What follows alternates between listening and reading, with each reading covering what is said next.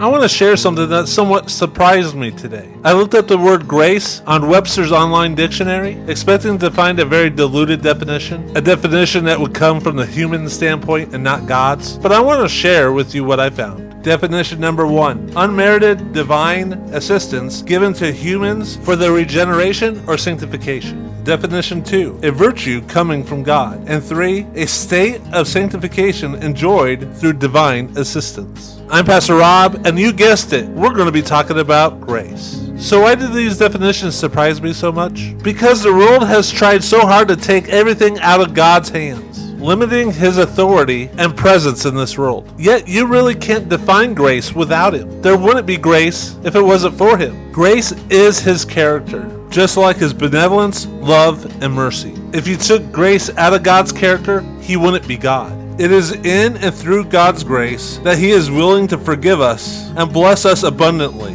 even though we don't deserve it. 2 Corinthians 12, verse 9. And he said to me, my grace is sufficient for you, for power is perfected in weakness. This comes from the mouth of Paul when he is experiencing extreme pain over what he calls the thorn in the flesh. And even though we aren't told what this thorn in the flesh is, we know that he pleaded to God 3 times for it to be removed from him. And the verse that I read was God's answer. For my grace is sufficient for you, for power is perfected in weakness. God has given us so much. And when we trust in him, even in the hard times, even through pain, it shines a spotlight on God's power. Because mankind on his own doesn't deserve God's intervention. But because we are weak, God supplies the strength.